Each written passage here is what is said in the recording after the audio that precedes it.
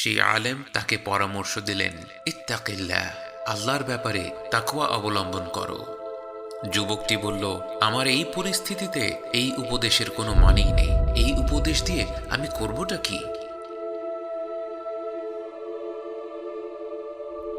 শ্রদ্ধেয় ভাইয়েরা, এই খুতবার মূল বক্তব্যে আসা যাক। সারা বিশ্ব জুড়ে মানুষ নানা ধরনের কষ্টের মধ্যে দিয়ে যাচ্ছে। দারিদ্র, নির্যাতন, বাধা বিপত্তি, মানসিক অশান্তি, কাঠিন্য, সমাধানের সকল পথ যেন বন্ধ করে দেওয়া হয়েছে।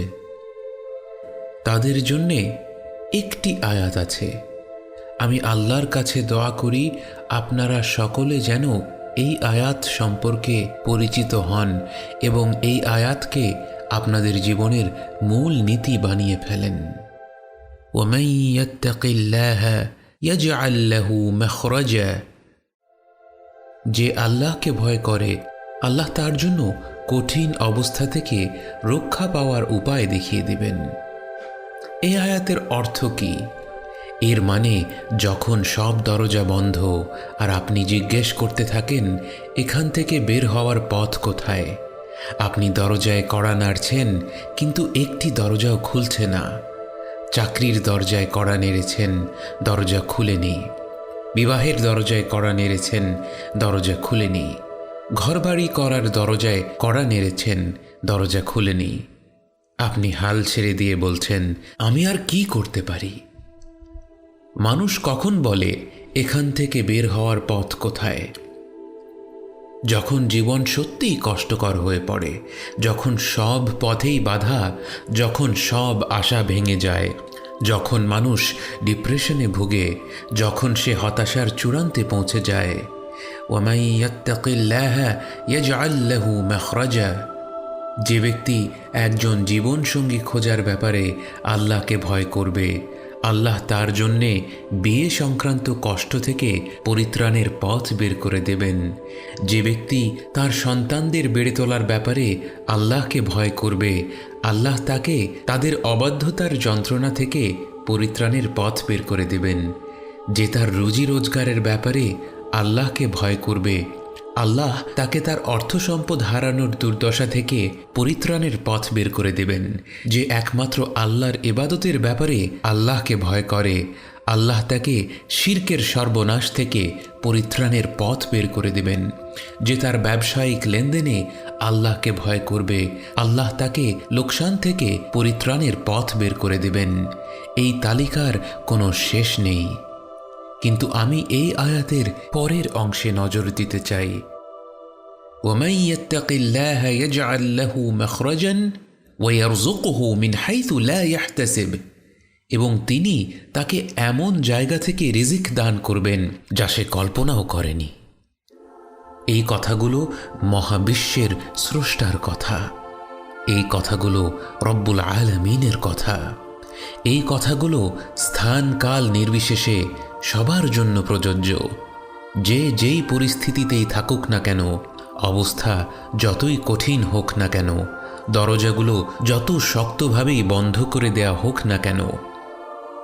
দিমাশকের উলামাদের একজন আমাকে বললেন, 28 বছরের এক যুবক তার কাছে এসেছিল। তার নেই কোনো ভালো চাকরি, না কোনো ডিগ্রি, বলার মতো কোনো অর্জনই তার ছিল না। বিয়ে শাদী করার কোনো আশাই নেই। কোনো অজপাড়া গায়ে একটা ছোট্ট ঘর নিয়ে বসবাস করার মতো সামর্থ্যও তার ছিল না। সেই আলেম তাকে পরামর্শ দিলেন, ইত্তাকিল্লাহ, আল্লাহর ব্যাপারে তাকওয়া অবলম্বন করো। যুবকটি বলল, আমার এই পরিস্থিতিতে এই উপদেশের কোনো মানেই নেই। এই উপদেশ দিয়ে আমি করবটা কি? আলেম আবারও বললেন, তোমার জন্যে আমার এই একটাই উপদেশ রয়েছে, ইত্তাকিল্লাহ। যুবকটি কথাটির গভীর অর্থ বুঝতে পারল। সে একটা দোকানে কাজ করত। এরপর থেকে সে এমনভাবে কাজ করা শুরু করল যেন দোকানটি তার নিজের।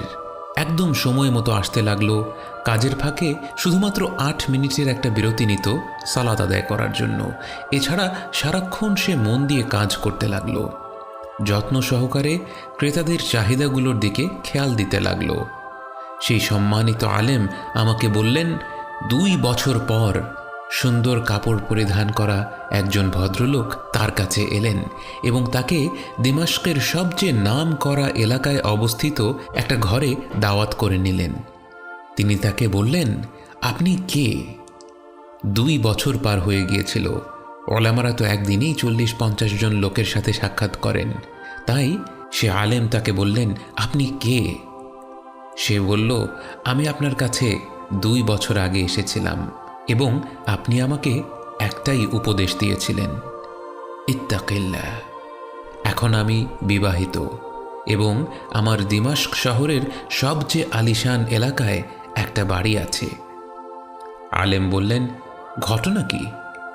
সে বলল, যখন আমার দোকানের মালিক দেখলেন আমি কতটা নিষ্ঠার সাথে, কতটা যত্ন সহকারে আমার কাজগুলো করছি, কত পরিশ্রম করছি, তিনি আমাকে না জানিয়ে একটা আলিশান বাড়ি কিনে ফেললেন। এরপর তিনি বললেন, আমি এই ঘরটা সুন্দরভাবে সাজাতে চাই, তুমি যেভাবে ভালো মনে করো কাজটা করিয়ে নাও। ঘরের কাজ শেষ হওয়ার পর মালিক বললেন, এই ঘরটি তোমার এবং আমি চাই তুমি আমার মেয়েকে বিয়ে করো। আল্লাহর কসম আমার শ্রদ্ধেয় ভাইয়েরা, এবং আবারও আল্লাহর কসম, সবচেয়ে কঠিন সময়গুলোতে, সবচেয়ে কঠোর পরিস্থিতিতে যে আল্লাহকে ভয় করবে, আল্লাহর ব্যাপারে তাকওয়া অবলম্বন করবে, আল্লাহ তাকে পরিত্রাণের পথ বের করে দেবেন। ওয়ায়ারযুকুহু মিন হাইথু লা ইয়াহতাসিব, এবং তাকে এমন জায়গা থেকে রিজিক দান করবেন যা সে কল্পনাও করেনি। আল্লাহকে ভয় করুন, আপনার সব বিষয় তাঁরই হাতে। তিনি আপনাকে আর কারো দায়িত্বে ছেড়ে দেননি। তিনিই তো আর রাজ্জাক, তিনিই তো যুল কুওয়াতিল মাতিন।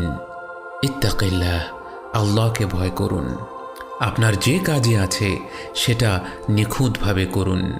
নিজেকে নিয়ন্ত্রণ করুন, নিজের জিহ্বাকে নিয়ন্ত্রণ করুন। নিজের আয়ের দিকে নজর দিন এবং সতর্ক হন যেন আপনি হারাম থেকে দূরে থাকতে পারেন। তাহলে আল্লাহ আপনাকে এমন কিছু দেবেন যা আপনি কল্পনাও করতে পারবেন না। এই উপদেশ শুধু সেই যুবকের জন্য প্রযোজ্য নয়, একেবারেই নয়, আল্লাহর কসম। এই উপদেশ আমাদের সকলের জন্য। আমাদের মাঝে প্রত্যেকটি মানুষ এই আয়াত থেকে উপকৃত হতে পারে।